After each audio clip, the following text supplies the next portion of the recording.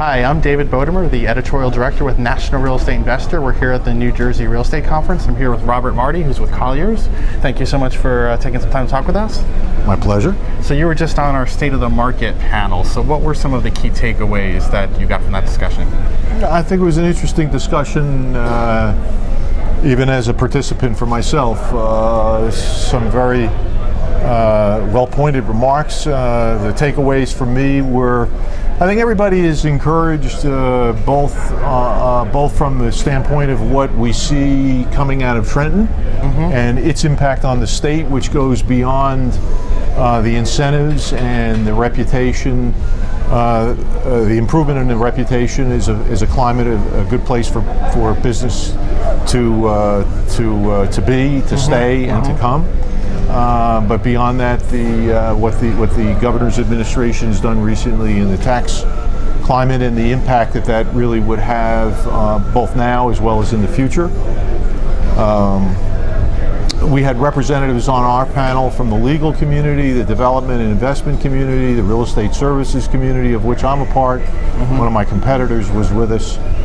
And I think the fairly unanimous opinions on the state of the market in terms of how we view each sector: office, industrial, retail, investment.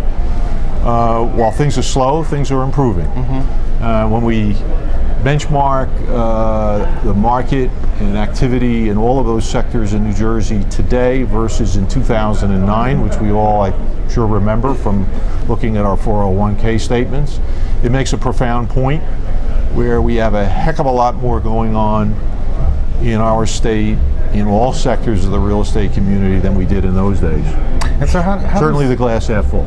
And how does some of what you're talking about, both from, like, I guess with the lead from Trenton, but translate into the jobs picture? Because ultimately that's such a key driver for our industry, right? So I mean, in terms of, well, who's going to fill the office buildings, who's going to be spending money at the mall. So is that contributing to a climate where there's where we think we're going to see more hiring and more of that kind of activity? Yeah, I can tell you on a first-hand basis from my own professional activities, where, I've had experiences of being with CEOs and senior executives investigating and analyzing major facility acquisitions or or moves years ago, where between a negative corporate tax climate, the cost of hiring, and also the fear of local government, if not state government, being corrupt, those fears and those concerns have largely been either mitigated or gone away.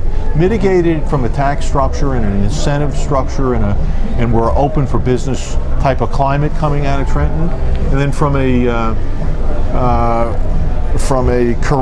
corruption standpoint, the reputation that New Jersey has had in the past is, I think we're well beyond that. And I do remember CEOs from other states, if not institutional investors, commenting on those being concerns, and hence that being part of why they might come, why they might invest, why they might leave, or why they might not invest. So certainly the activities of our governor and his administration have had an immensely positive impact on where we are now. We have grown jobs in this state for 9 consecutive quarters. Okay. And we're hyper-focused on the immediate, on the now. And everybody's looking at the information, trying to figure out what's going to happen literally either today based on today's news or what's going to happen tomorrow or next week. We're focused on the moment. But let's not overlook that with 9 quarters of job growth, that we also have to consider that on a longer term, we have population growth,